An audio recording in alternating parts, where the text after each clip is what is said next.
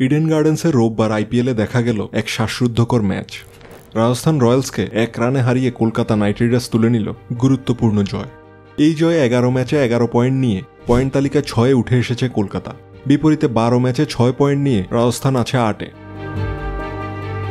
টসে জিতে ব্যাটিংয়ে নামা কলকাতা দারুণ সূচনা পায় গুরবাজের ব্যাটে।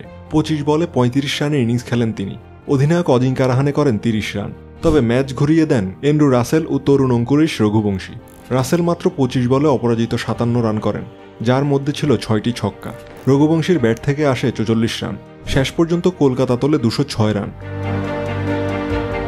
জবাবে ব্যাট করতে নেমে একাই লড়াই করে গেছেন রাজস্থানের অধিনায়ক রায়ান পরাগ।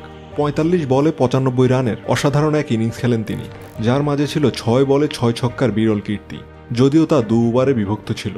শেষ দিকে শুভম দুবের ঝড়ো ব্যাটিং ম্যাচ জমিয়ে তোলে। শেষ ওভারে দরকার ছিল 22 রান।